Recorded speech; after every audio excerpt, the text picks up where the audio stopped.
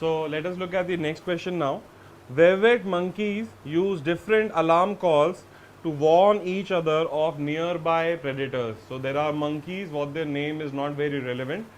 They have different alarm calls. What do I mean by an alarm call? A sound being made by a monkey, right? So they have a different kind of sounds depending on whether the danger comes from land or from the air, right? So maybe if the danger is coming from land, they say land, land, land, and if the danger is coming from air, they say air, air, air. So saying land or saying air, these are two different alarm calls. I'm using land and air as an example because I don't want to make monkey sounds, right? So monkeys have two different alarm call, alarm systems for land and air. But why is it so? And that is your question. It says, which one of the following, if true, contributes most to an explanation of the behavior of werewolf monkeys described above? So their behavior is given to you. You're trying to understand why the behavior is there. Again, on the surface, it might look very easy. Two calls for two different directions of attack. It makes sense. But again, why do you need two calls? Why not just alert, alert, alert? Whether the attack is coming from land or from air, you just have to warn the other monkey. So why are there two different sounds, right? So one of the options will help you explain why there are two different sounds, whether the rest of them will not. So let's go step by step. Option A, by varying the pitch of its alarm, that means different kinds of sound, a vervet monkey can indicate the number of predators approaching. That means maybe one sound for one predator, some other sound for 5 predators, right? So this option is saying there are different sounds for different number of predators. But this is still not explaining why there are two different sounds for land and air, right? It is saying there should be different sounds or there are different sounds for the number of predators. I had to understand why there are different sounds for land and air. So A is not helping me understand that. B, even though 32% people think that it is somehow. So look at option B now. It says different land-based predators are responsible for different numbers of vervet monkey deaths. For example, if a lion comes, 5 monkey dies, but if an elephant comes, 20 monkeys die. So if this is true that different land-based predators have different numbers of danger for monkeys, so monkeys should have different calls for different predators. But in the paragraph, they had different calls for land or air. The paragraph said nothing about different calls for different land-based predators. If B is true that the different predators cause different level of dangers, maybe the monkeys should have had different calls for land-based predators, right? But that is not the case. So I will eliminate that. C, no predators that pose a danger to vervet monkeys can attack both from land or air. Again, on the surface, everything seems okay, yeah, makes sense. An animal can only attack from land or from air. That means the animal cannot be attacked from both land and air simultaneously. But again, the question still remains, why does the monkey need two alarm calls? Whether it is being attacked by land or air, just saying alarm, alarm, alarm would be enough, right? Why do I need different for land or air is still not explained to me, even if I take this to be true, right? D, vervet monkeys avoid land-based predators by climbing trees, but avoid predation from the air by diving into foliage. So this is your answer. If the attack is from land, I must climb the tree, right? If the attack is from air, I must dive down. That means I need two different actions depending on whether the attack is from land or air. That means I should have two different signals for it, right? And now if I understand this, that the reaction of the monkey differs, so therefore I must tell my friend monkey, let's say I see the attack happening, I want to tell them go up, so I will say something. I want to say go down, I will say something else, because those are two different actions that are happening. If this makes sense, then the overall behavior of the monkeys makes sense, that yeah, they have two different calls because there are two different reactions to the danger that they are going to take, right? Once I understand this, then it's a fairly easy question. I just had to understand why there is a difference in the calls, and I had to notice that the rest of the options were not explaining the difference to me, even though in your head they might. But that's because of poor comprehension or not understanding or generally getting confused somewhere. Take your time, slow down, try and understand how A or B or C will help you explain why are there two different calls. None of them do. D does, and that is why that is your answer.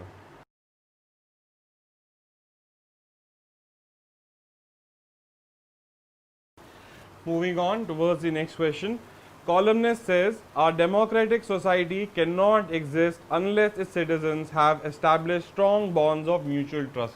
So he's saying for a democratic society to exist, it is necessary that citizens have strong bonds of mutual trust. Fairly easy statement to paraphrase and understand for yourself. Such bonds, which bonds? The bonds of mutual trust just mentioned in the previous statement, are formed and strengthened only by participation in civic organizations, political parties, and other groups outside the family. So, follow the connection once again from the beginning. For democracy, it is necessary that people or citizens have strong bonds of mutual trust. And he's saying it is necessary for people to step out of their families and participate in these organizations to develop that trust. So I can see the connection now also without even reading any further. That means participating, stepping outside of the family and participating in political parties, civic organizations or whatnot is necessary for democracy. Can I make that jump now? Yes, I can. Why? Because I have a connection. I say I step outside, there is a mutual trust. From mutual trust is good for democracy. Therefore, me stepping outside of my family is good for democracy. So I should be able to make these logical connections so far, right? Then it says, it is obvious then. That means he's using the above information as reasons and now he's going to conclude something. He's saying it is obvious then that widespread reliance on movies and electronic media for entertainment has an inherently corrosive effect on democracy. His conclusion is that watching movies and using electronic media is negative for democracy, not destroying democracy or anything, but has a negative effect on democracy. So even before going towards the question or reading what the question is about, there should be questions in your own head. How is he going that watching films is negative or bad for democracy, right? Because I saw the connections earlier. Going outside develops trust. Trust develops democracy. So I saw that flow there. But how is he going that watching film is bad for democracy? That means there is another reason that he is assuming but not telling us. There is a reason which is part of his logic but he is not sharing with us. And it will be very clear if we see the process. So look at, let's say, participation. This is nothing but a, let's say, a paraphrasing of that whole long sentence that when you go outside and participate in civic organization, etc., there is trust happening. So participation improves trust and trust improves democracy. So I see that there is a connection. I see why going out I can directly jump to democracy, let's say. But he's saying film and electronic media bad for democracy. Something negative is going to happen. How is he jumping from here to here? So I can see that he might be connecting it with participation, that if you watch films and use electronic media a lot, you will not go outside of your home and family and participate with the world. Therefore, trust will not be good. Therefore, democracy will suffer a little, right? Or he's thinking that maybe those people who watch film and electronic media too much, they have trust issues, and because of that trust there will be problem with democracy. If I connect it with to any of the reasons in whatever way, I can then find that yeah, I can make a connection between this and this, right? So this missing connection, how do I go from here to here? I cannot go directly, right? That means this connection or this connection, one of them is my assumption. So this picture should be clear to you even before you start looking at the options. And these kind of questions and this connection, that missing link, Mr. Sharma's son is a scientist, therefore he must be smart. How did you go from scientist to smart? How did you go from film and electronic media to there will be a problem in democracy, right? So this is the connection that we have to find, and this is what we mean by spot the assumption, right? So now let's look at the question and the options. Which one of the following is an assumption on which the columnist's argument depends? That means which one is necessary to make the logic more complete and cohesive. So look at option A. Anyone who relies on movies and electronic media for entertainment is unable to form a strong bond of mutual trust with the citizen. Unable altogether. He is saying anybody who watches movies or electronic media is unable to form trust. Do I have to assume that much? Do I have to assume that big that they will not be able to form any trust at all? And everybody, my paragraph said, widespread use of film and electronic media. That means if a lot of people do it, there is a negative effect on democracy, right? Here it is saying if you watch, if anybody who watches movies and uses electronic media cannot have trust at all.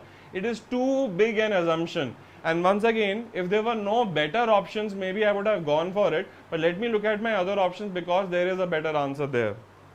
So why am I rejecting this? And I know why some people might see, because they are saying, yeah, a connection between films and trust is established. Therefore, a connection between films and democracy is also established. And therefore, this assumption might be right? But it is too big an assumption, and that much was not needed. You can do this work with a smaller assumption as such, right? Which you will see in a minute. Look at option B. Civic organizations cannot usefully advance their goals by using electronic media. Look at my map of the information. Is civic organization mentioned at all? No, why not? Because civic organization was a specific of going outside of the family and participating in any organization or institution. There was civic organization, political parties, and other such things. So is the paragraph about how a civic organization might be doing something specifically? So on simply that basis, I can reject this option, B. C. Newspapers and other forms of print media strengthen rather than weaken democratic institution. Now again, you might feel that, okay, he is saying films is bad for democracy, therefore, or films and digital is bad for democracy, therefore print will be good. You are deducing it, inferencing it, or thinking in your head. There is no such information given in the paragraph. If you look at the paragraph, print media is not even mentioned at all. So you are saying you want to build, you don't have a connection between this and this, you are building another term here which also hasn't got a connection with democracy, according to the author at least. You might be thinking in your head is a very different case altogether, right? And then option D, relying on movies and electronic media for entertainment generally makes people less likely to participate in groups outside their families. If I say this is true, that means when they watch a lot of movies and electronic media, they don't participate outside of the family. They don't participate outside of the family, the trust thing does not get developed, the democracy does not flourish as such, right? So assuming this is working for me as a conclusion, and my answer is option D. So that option A, why wasn't it the answer? It was too harsh, too strong, right? It was saying anybody who watches movies or electronic media cannot form trust. Here it is more gentle. It's saying generally who people, a lot of electronic media and movies don't tend to, generally, that means a lot of them or some of them don't tend to do it. So a gentler, more simpler assumption for me. So my answer would be option D.